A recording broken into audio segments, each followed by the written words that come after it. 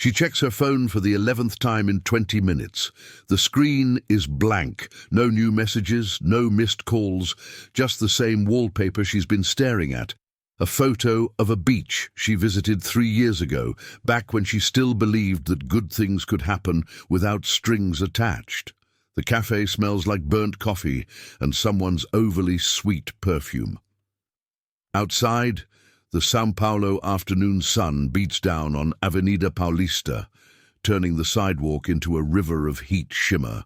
Inside, the air conditioning hums weakly, doing almost nothing against the December warmth. She sits at a small table near the window where she can watch people pass by, people who have places to be, people who aren't being stood up. Her name is Clara.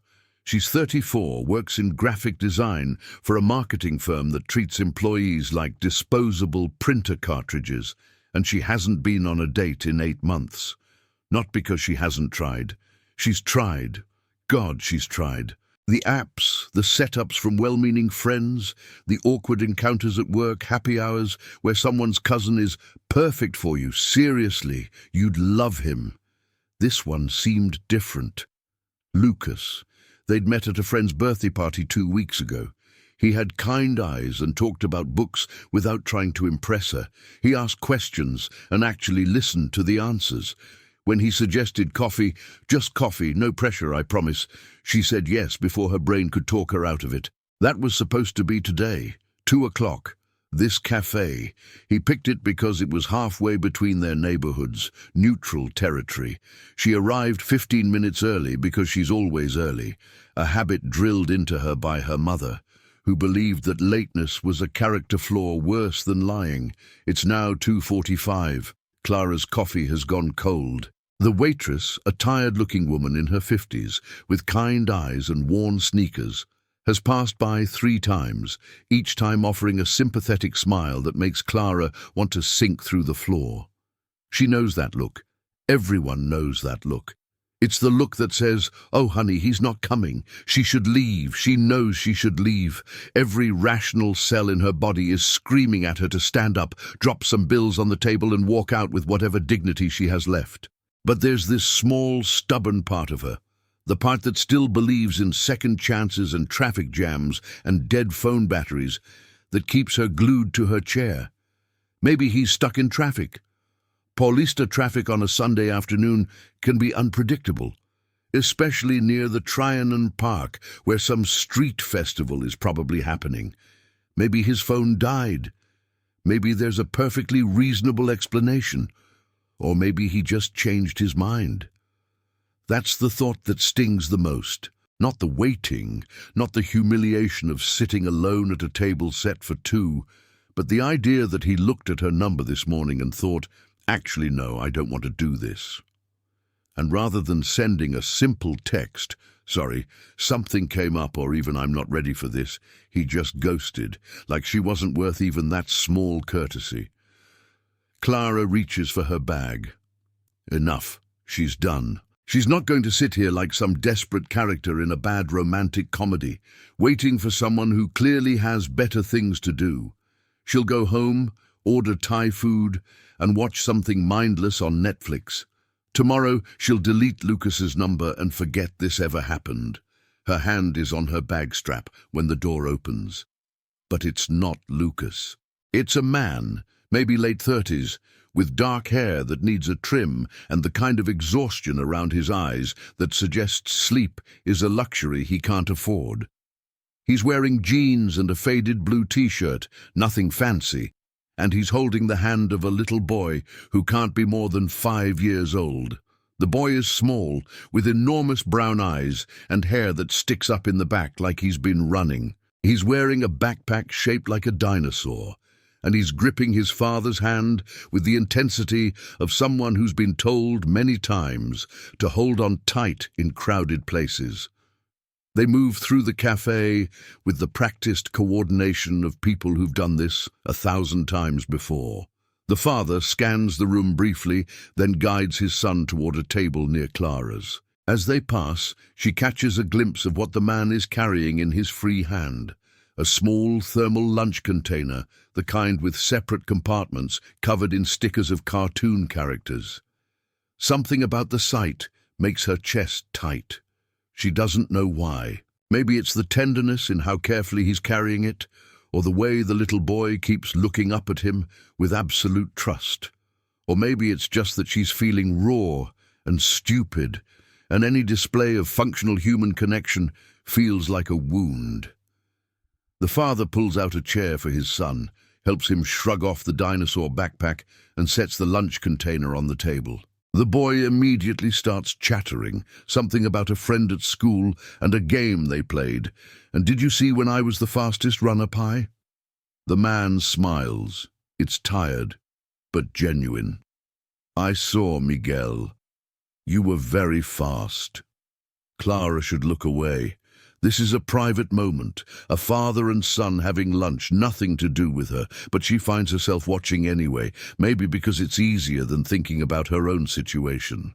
The man opens the lunch container and reveals carefully arranged sections: rice, beans, some grilled chicken cut into small pieces, and sliced fruit. Simple food, but made with obvious care. Miguel wrinkles his nose at the chicken. Do I have to eat all of it? Yes, you have to eat all of it. We talked about this. Growing boys need protein. But it's so much. Miguel. There's no anger in the man's voice, just the weary patience of someone who's had this conversation many times. You didn't eat breakfast this morning because you said you weren't hungry. Now you're hungry, so you're going to eat your lunch, all of it. The boy sighs dramatically but picks up his fork. His father reaches across and gently corrects his grip, not scolding, just guiding, and Miguel starts eating. It's such a small thing, such a mundane thing. But Clara feels something crack open inside her chest. When was the last time someone took care of her like that? Not in a grand, sweeping gesture way, but in the quiet, daily, showing up way. The way this man shows up for his son, packing lunches and correcting fork grips and answering endless questions about school games. She thinks about Lucas again, about his kind eyes and book recommendations and the way he seemed genuinely interested in her stories about work disasters and family drama. She thinks about how she let herself hope just a little that maybe this time would be different, that maybe this time she'd meet someone who would show up. And then she thinks, why am I still sitting here? She reaches for her bag again, more determined this time. She's leaving right now, before she wastes another second of her life in this cafe, waiting for someone who isn't coming.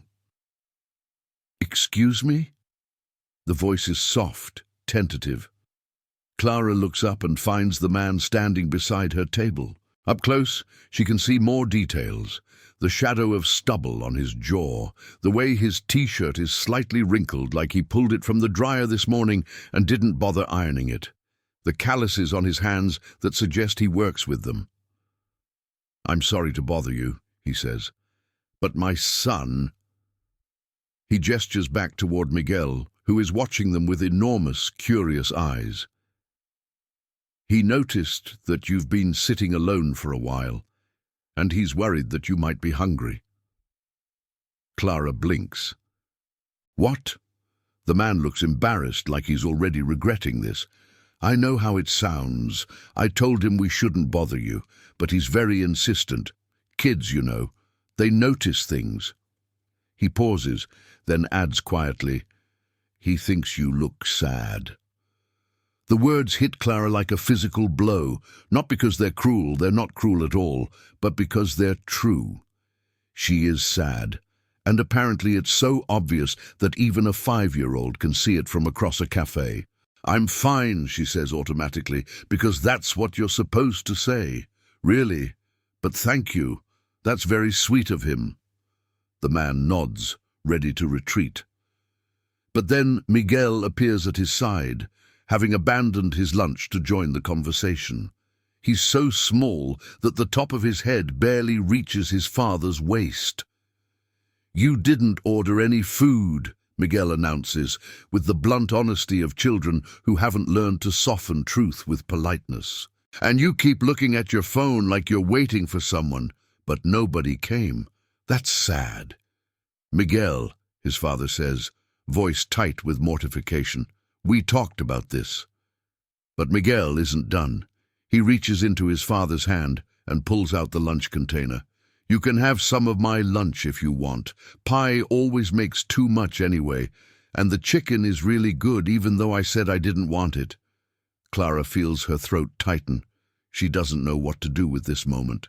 With this small boy offering her his carefully packed lunch because he's worried she's hungry.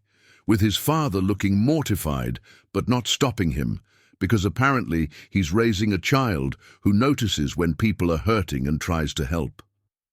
That's very kind of you, Clara manages, but I couldn't take your lunch. You need to eat. There's enough, Miguel insists.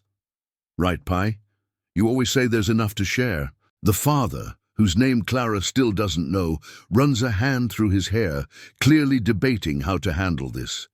Finally, he says, I'm really sorry. He's at that age where he wants to fix everything. Last week, he tried to give his allowance to a man on the street because he thought the man looked lonely. He wasn't just lonely, Miguel corrects. He was sad, like her. He points at Clara with the unself-conscious directness of small children. There's a beat of excruciating silence. Then, to her own surprise, Clara laughs. It's a short, startled sound, more surprise than humor, but it breaks something open in the tension. Okay, she says. Okay, I'll have some chicken, but only if you sit back down and finish your lunch. Deal? Miguel's face lights up like she's just agreed to take him to Disney World. Deal! He grabs his father's hand and tugs. Pie, bring the lunch, and your chair. We can all sit together. The father looks at Clara, a question in his eyes. She should say no. She should let them go back to their table and leave her alone to wallow in her humiliation. But something about Miguel's earnest face and the way his father is trying so hard to be respectful of her space makes her want to say yes. If you don't mind, she says, I'd like that. So that's how Clara ends up sharing a table with a 5-year-old and his tired father on the afternoon she was supposed to have a date with someone else. The father, whose name she learns is Raphael, brings over another chair and his son's backpack, and Miguel immediately starts explaining the importance of eating vegetables even when you don't want to because they make you strong. Raphael divides the lunch awkwardly, clearly unprepared for this scenario. He gives Clara a napkin and a plastic fork and apologizes for not having real plates. The chicken is good, simple, seasoned with just salt and garlic, but cooked perfectly tender. Clara takes a small piece, not wanting to eat too much of Miguel's lunch, but the boy pushes more toward her. You need protein, he says, echoing his father's earlier words. Growing people need protein. I think I'm done growing, Clara says with a small smile. Everyone's always growing, Miguel says seriously. That's what Pie says, even grown-ups. Raphael clears his throat. He takes things very literally. They fall into an odd, stilted conversation. Raphael asks if she's from São Paulo. Yes, born and raised. She asks what he does for work. He's a carpenter, makes custom furniture, works from a small workshop near Vila Madalena. Miguel interrupts constantly with tangential stories about school and his friend Lucas, who can do a backflip, and the stray cat that lives near their apartment building. Every time Miguel says the name Lucas, Clara feels a small jolt. It's ridiculous. Lucas is a common name. It doesn't mean anything. But it's like the universe is mocking her, reminding her of what she's avoiding thinking about. Raphael notices. You okay? Fine, Clara says quickly. It's been a long day.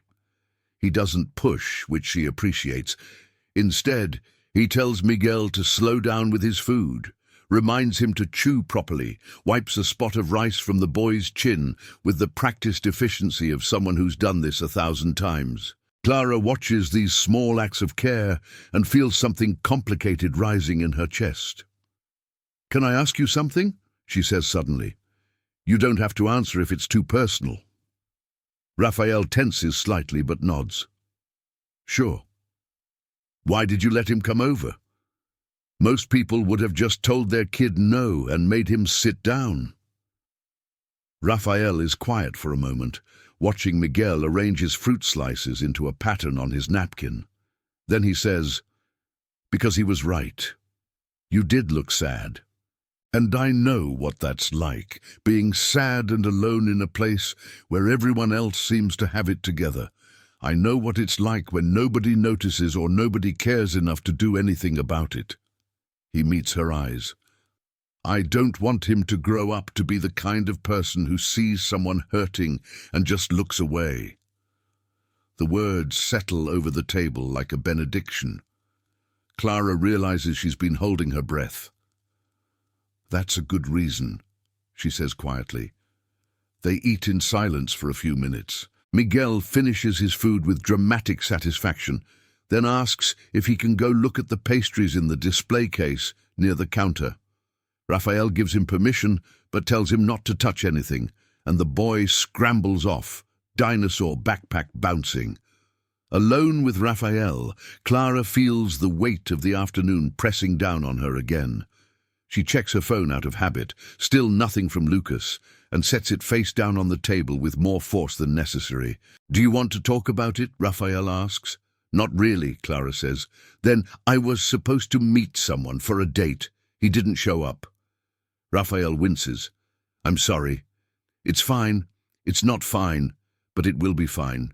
You know how it is." She laughs, but it sounds hollow even to her own ears. "I should have known better. I always do this. I let myself hope for something good, and then I'm surprised when it falls apart." "That's not fair to yourself," Raphael says. "Hoping isn't a weakness. It feels like one when you keep getting disappointed." He considers this. "Yeah, I guess I can understand that." There's something in his tone that makes Clara look at him more carefully. "You sound like you know from experience." Raphael glances toward Miguel, who is now pressing his nose against the pastry case glass. "Miguel's mother left when he was 2, he says simply.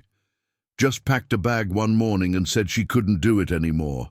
Said she wasn't ready to be a mother, that she'd made a mistake, that she needed to find herself, or whatever people say when they're running away from responsibility." His voice is matter-of-fact, but Clara can hear the old hurt underneath. "I haven't heard from her since. No calls, no birthday cards, nothing. As far as Miguel knows, it's always been just the 2 of us." Clara's heart clenches. "Raphael, I'm so sorry." He shakes his head. "Don't be. We're okay. We're actually better than okay. It was hard at first. God, it was so hard. But we figured it out. We have a routine. We have each other. Most days, that's enough." "Most days?" "Some days I wonder what it would be like to have someone to share it with. Not just the childcare stuff, but the good moments too. Like when he learned to tie his shoes last month and was so proud of himself he wore the same shoes for a week straight. Or when he fell asleep on the couch last week during a movie and I carried him to bed, and he was so tired he didn't even wake up." Raphael's voice softens. "Those moments feel too big to keep to yourself, you know? Like they should be witnessed by someone else." Clara understands exactly what he means. But she thinks about all the small victories and defeats of her own life, the client who loved her designs, the promotion she didn't get, the time she made dinner for herself, and it actually turned out good, and how she always ends up experiencing them alone. "I get it," she says. "I really do." They sit with that understanding between them, not uncomfortable, but weighted with the recognition of similar loneliness. Miguel returns from the pastry case with news that they have brigadeiros, and can he please have one for dessert. Raphael tells him maybe later, after they get home and finish some weekend homework. Miguel pouts but doesn't argue. which suggests this is a well-established routine. We should probably get going, Raphael says, starting to gather their things. I'm sure you have other things to do today. It's a polite exit, giving Clara an out. She should take it. She should thank them for the food and the company and let them leave so she can finally go home and process this disaster of an afternoon alone.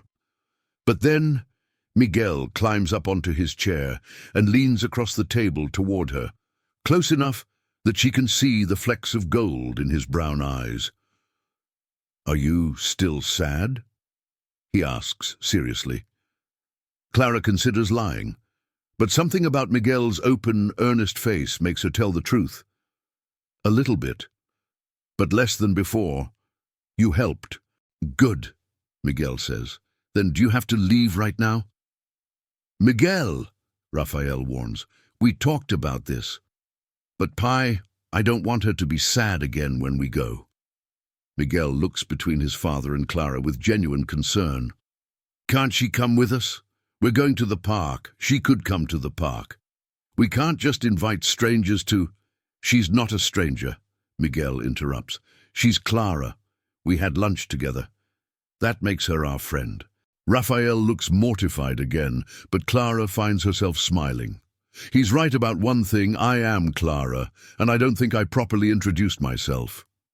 "Raphael," he says, relaxing slightly, "and you've met Miguel." "I have." She looks at Miguel. "Thank you for asking, but I should probably let you and your Pi have your park time together. I'm sure you have plans." "We don't have plans," Miguel says quickly. "We never have plans on Sunday afternoons. We just go to the park and play. You could play too. I don't think—" "Please." Miguel's eyes go wide. In that way only small children can manage. "Pi says it's important to help people when they're sad. You're sad. Playing at the park helps, right, Pi?" Raphael looks like he wants the ground to swallow him whole. "Miguel, that's not— we can't just—" He stops, takes a breath, and looks at Clara. "I'm really sorry. I promise I didn't coach him to do this. He's just very persistent." "It's okay," Clara says, and realizes she means it. "It's actually kind of nice. When's the last time someone tried this hard to make sure I wasn't sad?" "So, you'll come?" Miguel lights up. Clara hesitates. Every rational part of her brain is screaming that this is weird. You don't just go to the park with strangers you met in a cafe because their 5-year-old felt sorry for you. You go home, you process. You maybe call your best friend and vent about Lucas and then move on with your life. But her rational brain has been in charge all afternoon, keeping her sitting in this cafe long past the point of reason, waiting for someone who clearly wasn't worth the wait. Maybe it's time to listen to a different instinct. "Okay," she hears herself say. "Yes, I'll come to the park." Miguel cheers like she's just agreed to something much more significant than an afternoon at a playground. Raphael looks surprised but pleased, and a little relieved, like maybe he's been wanting to extend the invitation but didn't know how to do it without seeming inappropriate. They leave the cafe together, Clara insisting on paying for her cold coffee over the waitress's protests, and step out into the São Paulo afternoon. The heat hits them immediately, thick and humid, carrying the smell of street food and car exhaust and the peculiar urban perfume of millions of people living in close quarters. The park Raphael mentions is Parque Trianon, just a few blocks away. They walk there slowly, matching their pace to Miguel's shorter legs, and Clara finds herself listening to the boy's constant chatter about the dogs he hopes to see, and the trees he likes to climb, and the pond where there are sometimes turtles, if you're very lucky and very patient. Raphael walks beside her, carrying Miguel's backpack over one shoulder and occasionally interjecting with gentle corrections or warnings. "Look both ways. Hold my hand at the crossing. Remember what we said about talking to strangers." It's a well-practiced choreography, father and son moving through the world with the ease of people who've learned each other's rhythms. The park is busy with Sunday afternoon crowds, families with strollers, couples taking selfies, groups of teenagers lounging on the grass, old men playing chess at concrete tables. The trees provide some relief from the heat, their canopy creating patches of dappled shade across the paths. Miguel immediately spots a playground and looks up at his father with pleading eyes. Rafael nods, and the boy takes off running, leaving the adults to follow at a more reasonable pace. "He has two speeds," Rafael says. "Asleep and running." Clara laughs. "Must keep you busy." That's an understatement. Rafael watches his son clamber up a climbing structure with the fearlessness of small children who haven't yet learned to be afraid of heights. "But I wouldn't trade it, even on the hard days." They find a bench with a view of the playground and sit down. Rafael keeps his eyes on Miguel, tracking his movements with the vigilance of someone who knows that disasters can happen in seconds of inattention. Clara watches Rafael watch his son and thinks about how exhausting that must be. The constant awareness, the perpetual responsibility, the knowledge that you're the only thing standing between this small person and every danger the world might throw at them. "Can I ask you something?" Clara says. "And you can tell me it's none of my business." "Sure." "Do you ever get a break? Like, does Miguel have grandparents or aunts or uncles who take him sometimes so you can just be alone for a while?" Rafael is quiet for a moment. "My parents live in Minas Gerais. They help when they can, but it's a long trip. Her parents, Miguel's maternal grandparents, wanted nothing to do with him after she left, said she'd made her choice and they respected it." His jaw tightens. "So, it's mostly just us. I have a neighbor, Donna Cecilia, who watches him sometimes when I have late jobs or need to run errands, but generally, where I go, he goes. That sounds lonely. It is sometimes, but you adapt. You figure out how to be enough on your own." He glances at her. "What about you? Big family, lots of support?" Clara shakes her head. "Only child. My parents are still together, but they're pretty wrapped up in their own lives. They love me, I think, but we're not particularly close. And friends," she pauses. "I have work friends. People I get drinks with sometimes, but nobody I could call at 3 a.m, you know?" "Yeah," Rafael says softly. "I know exactly what you mean." They sit in companionable silence, watching Miguel hang from the monkey bars and try to convince another child to race him across the playground. The afternoon sun filters through the trees, painting everything in shades of gold and green, and for the first time today, Clara feels something other than humiliation and disappointment. She pulls out her phone again, still nothing from Lucas, and this time she doesn't feel the sharp sting of rejection. Instead, she feels something closer to relief. Because if Lucas had shown up, she would have spent the afternoon making polite conversation over coffee, trying to figure out if he was really as kind as he'd seemed at the party, or if she was just projecting what she wanted to see. She would have gone home with a maybe, a possibility, another thread of hope that would probably unravel just like all the others. But this, sitting on a park bench with Rafael while Miguel plays, sharing the quiet understanding of two people who know what it means to feel alone, this feels more real than any date she's been on in months. "I should probably explain something," Clara says suddenly, "about today, about why I was at the cafe."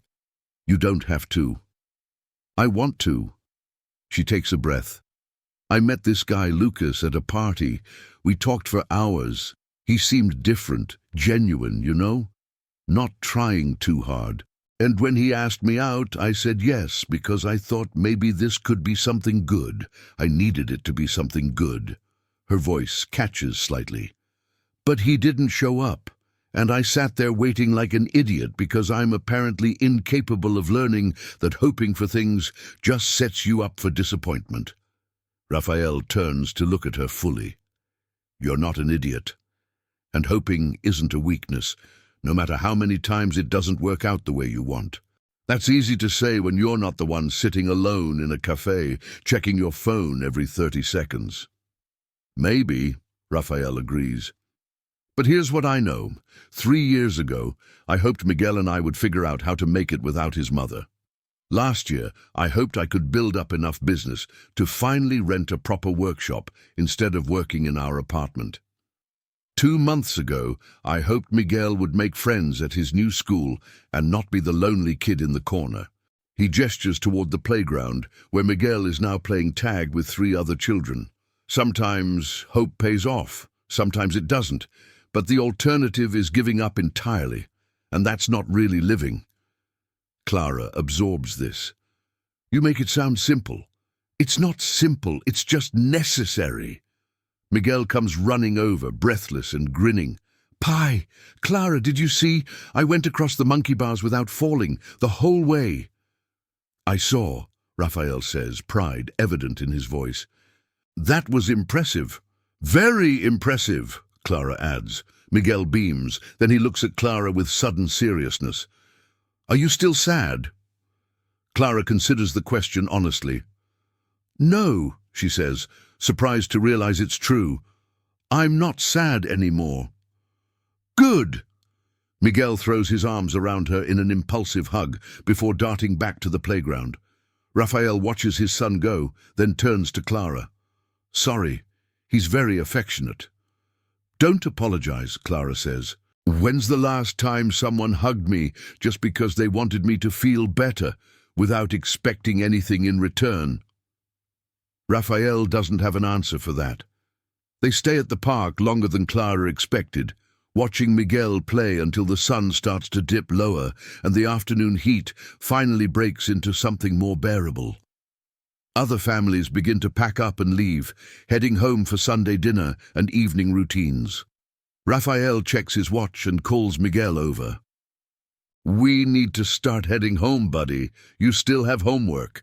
Miguel groans dramatically but doesn't argue. He's clearly used to this routine. As he trudges over to them, dragging his feet for effect, Clara stands and brushes off her jeans. I should get going too, she says. Thank you for this, for the lunch and the park and all of it. I needed today to turn out better than it started, and you both made that happen. Thank you for coming, Raphael says. Miguel was right. You did seem sad. I'm glad we could help. They walk together toward the park exit, Miguel between them now, holding both their hands and swinging his arms in big arcs that threaten to pull them off balance. At the park gate, they pause awkwardly, none of them quite sure how to say goodbye. Well, Clara starts, I hope you both... Don't leave yet, Miguel interrupts, his voice suddenly small and serious. Clara looks down at him, surprised. What? Miguel is staring up at her with those enormous brown eyes, and there's something in his expression that makes her chest tight. Don't leave yet, he says again, barely above a whisper. Please. Raphael touches his son's shoulder gently. Miguel, Clara has to go home. We've had a nice afternoon, but I don't want her to go, Miguel says, and now there are tears threatening at the corners of his eyes. She's nice. And she was sad, and now she's not sad. But what if she gets sad again when she goes home? What if she's alone, and nobody's there to make her feel better? The words hit Clara like a physical blow, because Miguel has somehow articulated exactly what she's feeling. The dread of going back to her empty apartment, of spending the rest of the evening alone with nothing but her thoughts, and the ghost of Lucas's rejection. The fear that the brief reprieve of this afternoon will evaporate the moment she's by herself again. Miguel, Raphael says softly, kneeling down to his son's level. Remember what we talked about how everyone needs their own space sometimes? Clara has her home, we have ours. That's okay. But what if she doesn't want to go home? Miguel looks at Clara. Do you want to go home? Clara opens her mouth to say yes. Of course, that's what you're supposed to say. But the word sticks in her throat, because the truth is, she doesn't want to go home. She doesn't want to go back to her quiet apartment and her cold coffee habit and the overwhelming sense that she's moving through life alone, invisible to everyone around her. Clara starts, then stops. Miguel, that's very sweet of you to worry about me, but your pie is right. I have my own place to go to. You could have dinner with us, Miguel says quickly, desperately. Pie always makes too much food anyway. Right, Pie? Rafael stands up, looking torn. Miguel, we can't just... Why not? Miguel's voice rises, taking on the edge of a child who's trying very hard not to cry. Why can't she stay? She's our friend. Friends have dinner together. You said that. You said when we have friends, we share things with them. That's different, Miguel. How is it different? Rafael looks helplessly at Clara, clearly at a loss for how to explain the social boundaries that govern adult interactions to a 5-year-old who sees the world in much simpler terms. How about this? Clara says gently, crouching down to Miguel's eye level. What if I give your pie my phone number, and maybe sometime we could all get lunch together again? Not today, but soon. Would that be okay? Miguel considers this, his small face serious with concentration. Promise? I promise? Real promise? Not the kind where grown-ups say they'll do something but then forget? The question stabs at Clara's heart because she realizes Miguel has already learned that adults don't always keep their word, that people make promises they don't intend to keep, that sometimes people leave and don't come back. Real promise, Clara says firmly. I'll give your pie my number right now and we'll make plans. I want to see you again. Miguel studies her face for a long moment, as if trying to determine whether she's telling the truth. Finally, he nods. Okay. Rafael exhales, looking relieved. He pulls out his phone and hands it to Clara, and she types in her number along with her name. When she hands it back, their fingers brush briefly and she feels the calluses on his palm. Evidence of all the work he does with his hands, building things, creating things, making a living for himself and his son. Thank you, Rafael says quietly, for being kind about this. Miguel gets attached easily. I try to teach him boundaries, but... Don't, Clara interrupts. Don't apologize for him caring. The world could use more people who care like Miguel does. Rafael's expression softens. Yeah, I suppose it could. They stand there for another moment, none of them quite ready to break the spell of the afternoon. Then Miguel tugs on his father's hand. Can we go now? I'm hungry. And you promised we could have brigadeiros if I finished my homework. I said maybe brigadeiros, Rafael corrects, but he's smiling. He looks at Clara. I'll text you. We can figure out a time that works. I'd like that, Clara says. And she means it. They say their goodbyes, Miguel giving her another fierce hug, Rafael offering a small wave, and then they turn and walk away down the tree-lined street. Clara watches them go, watching Rafael slow his pace to match his son's shorter steps, watching Miguel look up at his father and say something that makes Rafael laugh. She feels her phone buzz and checks it, a message from an unknown number. This is Rafael. And underneath that, a second message. Thank you for today. Miguel is right, you're very nice. Clara smiles and saves the number. Then, out of habit, she checks her other messages. Still nothing from Lucas. But this time, instead of the sharp sting of rejection, she feels nothing at all. Lucas is irrelevant now. He's a person who didn't show up when he said he would, who didn't have the courage or courtesy to send even a simple apology. Why should she waste another second thinking about him? She turns and starts walking in the opposite direction toward the metro station that will take her home. But this time, the thought of going home doesn't fill her with dread, because she has Rafael's number in her phone and the memory of Miguel's hug still warm against her chest, and the knowledge that sometimes, when you stop waiting for the thing you thought you wanted, something better walks through the door, carrying a lunch container and trailing a small boy with enormous eyes. The metro is crowded with Sunday evening travelers, people heading home from the beach or the park or visits with family. Clara finds a seat near the door and pulls out her phone again. She should delete Lucas's number, she thinks, but instead she opens a new message to Raphael. "Thank you for saving my afternoon," she types. "Miguel is lucky to have you."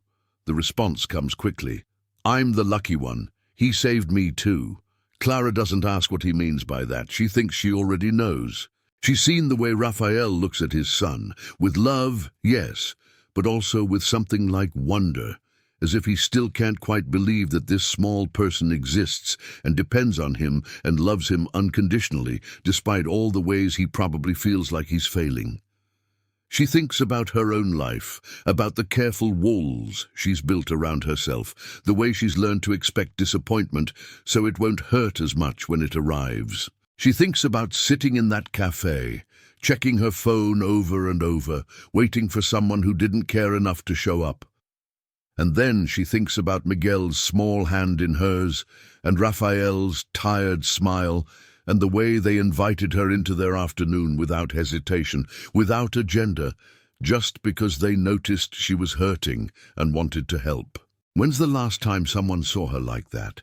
Really saw her, not just as a potential date or a co-worker or a person to fill an empty chair, but as a human being who was struggling and needed kindness.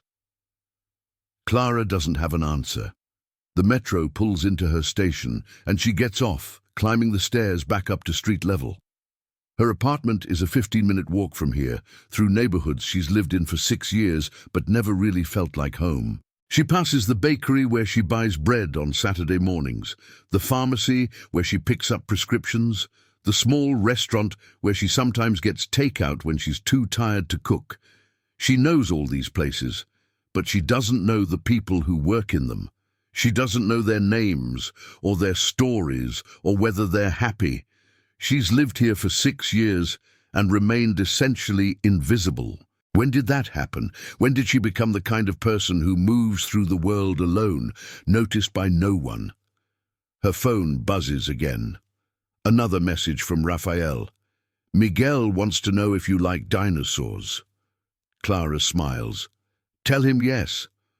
I love dinosaurs." Good, because he has approximately 1 million facts about them and will want to share all of them next time we see you. I'm looking forward to it. And she is. She's looking forward to hearing Miguel's dinosaur facts and watching Raphael try to maintain parental authority while his son talks over him with enthusiasm that can't be contained.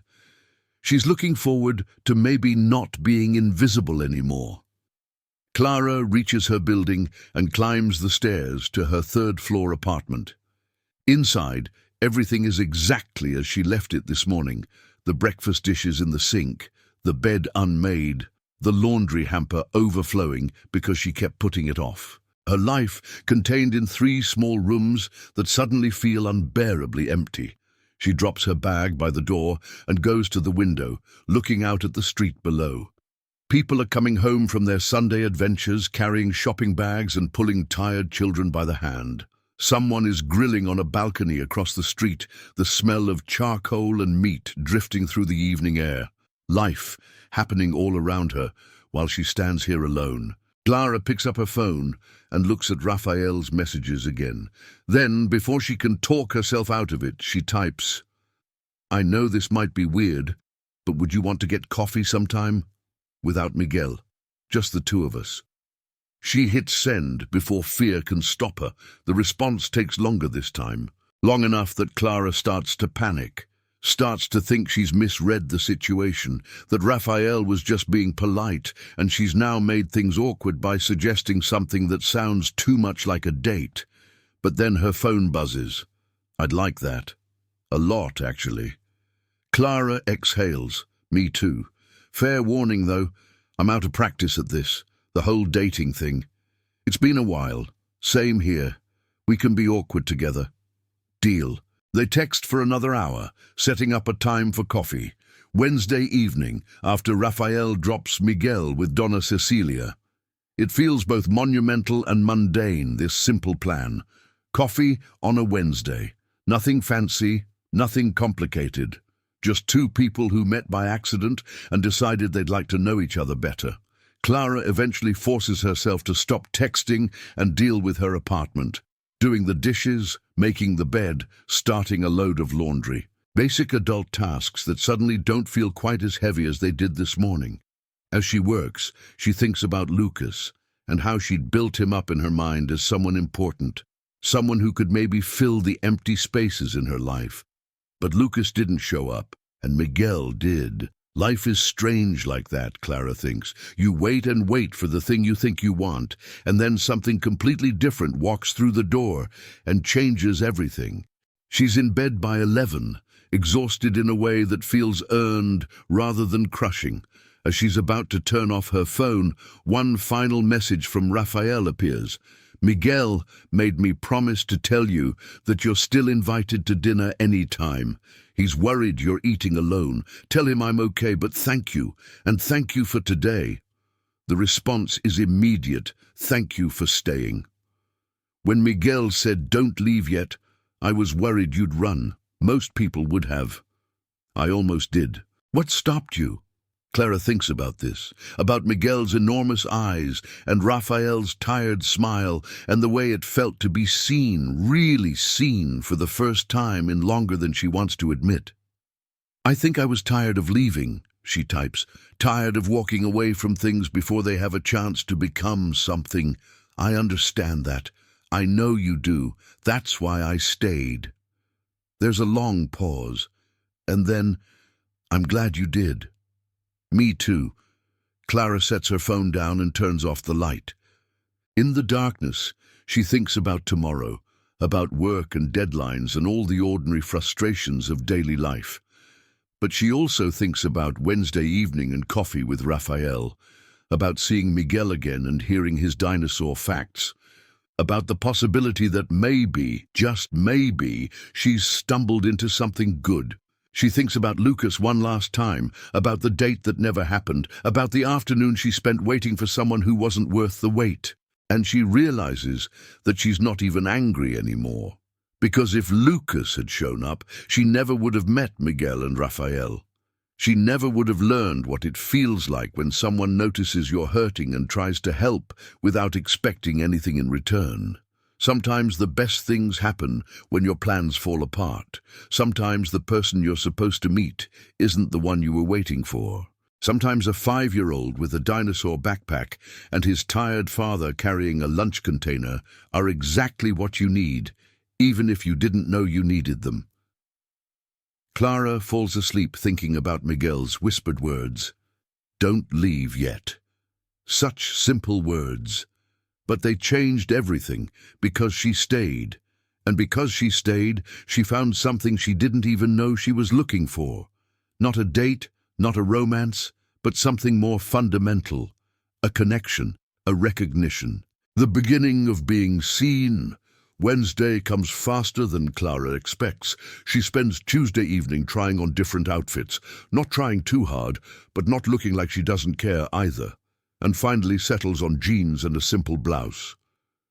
It's just coffee, she tells herself, nothing to be nervous about, but she is nervous. Because this matters in a way her date with Lucas never really did. Lucas was a possibility, a maybe. Rafael is something more tangible, something real. They meet at a different cafe, one near Villa Madalena, close to Rafael's workshop. It's smaller than the place where they met, more intimate, with mismatched chairs and local art on the walls. Clara arrives first and claims a table in the corner, where they'll have some privacy. Rafael shows up exactly on time, which Clara appreciates. He's wearing slightly nicer clothes than last time, dark jeans and a button-up shirt. But he still looks tired. She realizes that the exhaustion isn't temporary. It's part of who he is now, worn into his bones by years of single parenting and constant vigilance. "Hi," he says, sliding into the chair across from her. "Hi." They both laugh at the awkwardness, and the tension breaks. "I haven't done this in a really long time," Rafael admits. "I'm not even sure I remember how to talk to another adult without a 5-year-old interrupting every 30 seconds. I'll try not to ask about dinosaurs then." "Please do." I could use a break from Pteranodon facts. They order coffee. He takes his black, she gets hers with milk and sugar, and fall into an easier conversation than Clara expected. Raphael tells her about his workshop, about the custom bookshelf he's building for a client in Jardines, about how he got into carpentry in the first place. Clara talks about her job, about the frustration of working for clients who want everything but don't want to pay for it, about the graphic design projects she does on the side that actually bring her joy. It's comfortable, normal, the kind of conversation you have when you're genuinely interested in the other person, not just trying to fill silence. "Can I ask you something?"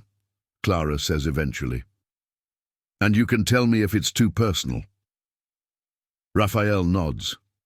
"Go ahead. Do you ever regret it? Not the being a father part, but the being alone part. Do you ever wish you'd handled things differently with Miguel's mother, made her stay somehow?" Raphael is quiet for a long moment, turning his coffee cup in slow circles on the table. "No," he says finally. "I used to think maybe I should regret it, should feel like I failed somehow, but the truth is she did us both a favor by leaving. She was miserable, and she was making all of us miserable. Miguel was too young to remember, but I remember how she'd look at him sometimes, like he was this trap she'd fallen into, like he'd ruined her life just by existing." His jaw tightens. No kid should grow up feeling like they're a burden. Better to have one parent who wants to be there than two parents, one of whom resents your existence. Clara reaches across the table without thinking and touches his hand. "He's lucky to have you." "I don't know about that. Some days I feel like I'm just making it up as I go along, hoping I don't screw him up too badly. That's called parenting. That's what everyone does." "Maybe." Raphael turns his hand over so his palm is against hers. "But it's hard doing it alone, especially on the days when I'm not sure if I'm making the right choices. Like, is it okay that he watches more TV than I think he should because I'm tired and need a break? Is it wrong that sometimes I let him eat cereal for dinner because I don't have the energy to cook? Am I damaging him by being imperfect?" "You're not damaging him," Clara says firmly. "He's happy, he's kind.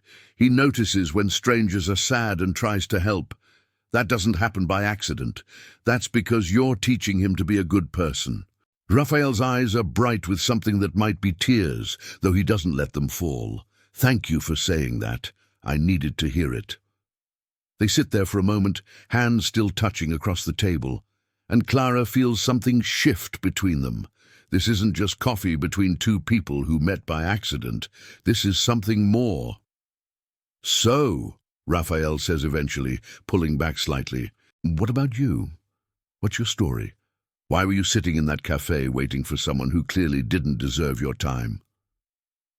Clara sighs. "Because I'm apparently incapable of learning from past experience. Lucas was just the latest in a long line of disappointments, but I keep trying because—" She stops, trying to find the words.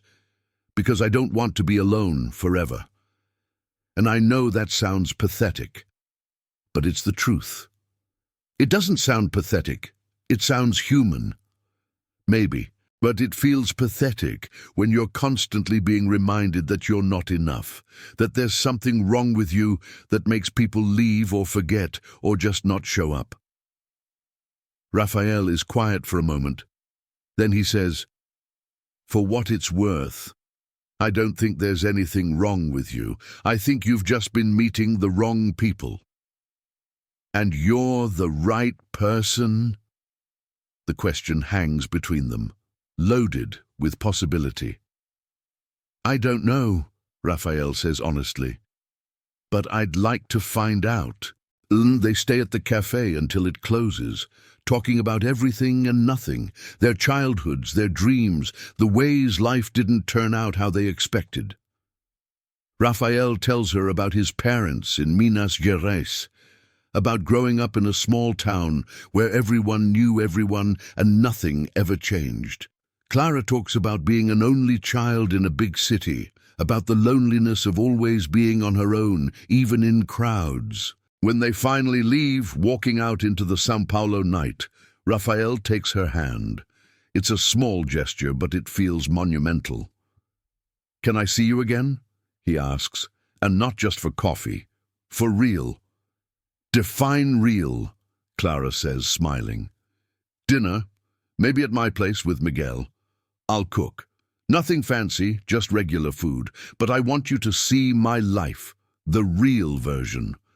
The mess and the chaos, and the fact that there are currently 17 dinosaur toys scattered across my living room floor. If you can handle that, then maybe we have a chance at this." Clara thinks about her organized apartment, her quiet evenings, her carefully controlled life that never quite feels like enough. Then she thinks about Miguel's hug and Rafael's tired smile and the way they both made her feel seen. "Okay," she says. "Yes, I'd love that." Rafael grins, and it transforms his face, making him look younger, less exhausted. "Good. Saturday work? I'll make my famous pasta, which is really just pasta with sauce from a jar, but Miguel thinks it's fancy. Saturday is perfect." They stand on the street corner, neither quite ready to say goodbye. Finally, Rafael leans in and kisses her cheek, brief, chaste, but full of promise. "Text me when you get home," he says. "Let me know you're safe." "I will."